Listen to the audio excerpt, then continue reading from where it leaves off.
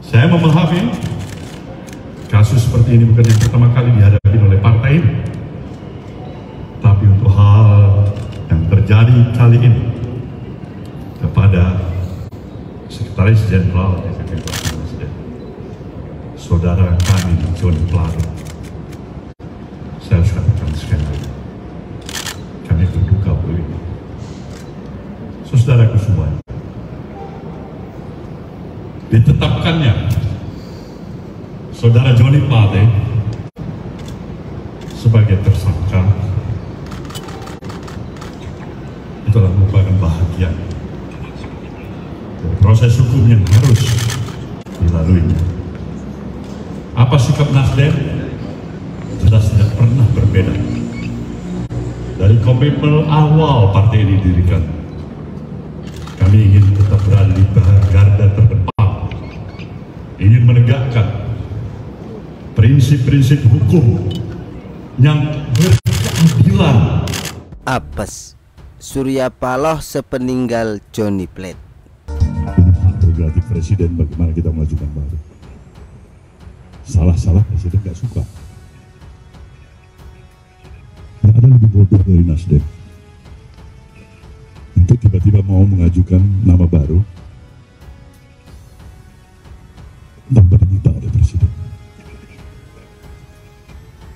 Sekali lagi, itu adalah hak prerogatif presiden. Sejak dicokok Kejagung, perannya Johnny Plate dalam kapasitasnya sebagai Sekjen Nasdem dan kerugian negara 8 triliun kadrun itu bakal terbongkar.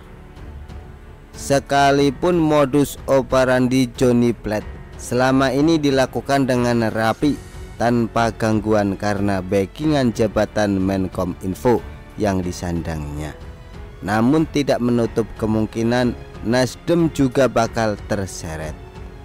Fakta mencatat, Nasdem punya kekuatan finansial yang mumpuni dalam mengakomodir kampanye Anies menjelang kontestasi Pilpres 2024 mendatang. Semua begitu asik dan mulus sampai tiba hari sial itu saat Johnny G. Plate ini diborgol Kejagung.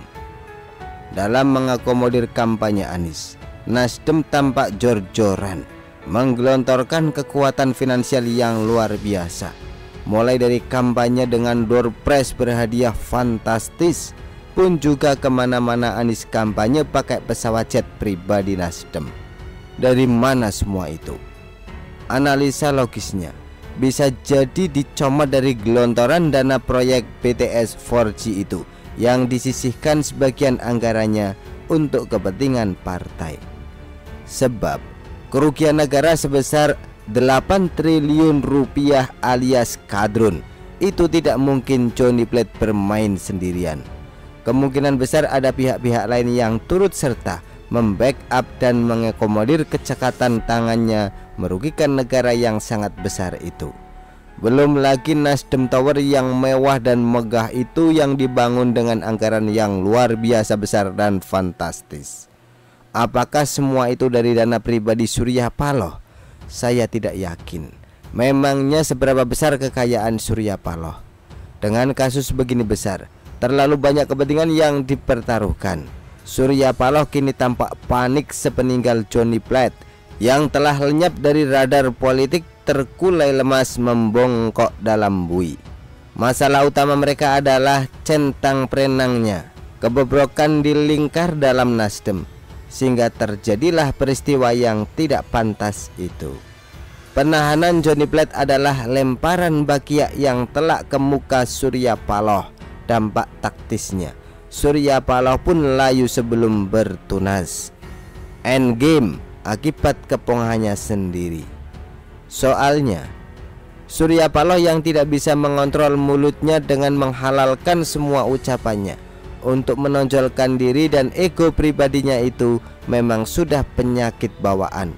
Sudah terlalu banyak hingar-bingar statement Surya Paloh yang bertolak belakang dan membelokkan fakta yang sesungguhnya. Belum lagi dikompori oleh hasutan para tim horenya yang membabi buta. Emosi Surya Paloh dengan pernyataan-pernyataan arogan yang meledak-ledak dengan intonasi lebay macam pendeta yang lagi khotbah. Pertanyaannya, untuk apa semua itu? Efek dramatis. Bikin diri sudah macam opinion leader, pembela kebenaran dari angkara murka, agar tidak mundur sepetak pun melawan kepungahan penguasa yang ditudingnya secara sepihak itu.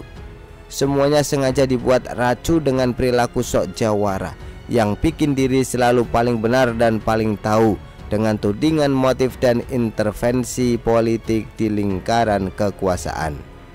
Sudah terlalu banyak blunder yang tak hati-hatinya terus diciptakan, sibuk menonjolkan diri sendiri. Belum lagi hasutan salah kaprah dari para penasehat politik di lingkar dalam Surya Paloh yang tidak kredibel dan dijadikan patokan Surya Paloh tanpa saringan. Di borgolnya Johnny Plate yang bagi Surya Paloh harganya terlalu mahal itu, notabene adalah hasil dari berbagai blunder yang terbalik menjadi bumerang bagi diri sendiri. Hasil akhirnya Surya Paloh kini mulai sempoyongan, lalu dengan ngaconya adu bacot, sampai timbul pertanyaan yang paling taktis, apa urgensinya pemerintah menjegal Anies? Apa hebatnya Nasdem dengan kekuatan partai pemenang pemilu dan para koalisi partai-partai besar itu menghadapi partai gurem macam Nasdem ini? Sejak penahanan Johnny Plate, Surya Paloh kini hidup seperti dalam bejana gelas transparan. Semua tindak tanduk dan statementnya dikuliti masyarakat yang masih waras. Sekarang baru Surya Paloh kena batunya, galau berat dan berada di persimpangan jalan. Apabila mawas diri, mestinya Surya Paloh tidak seterpuruk ini. Inilah akibatnya kalau bergandengan tangan dengan Anies yang banyak dicela. Jalan terbaik baginya adalah tetap bergandengan tangan bersama PDIP. Menggandeng Anies hanya bawa sial saja.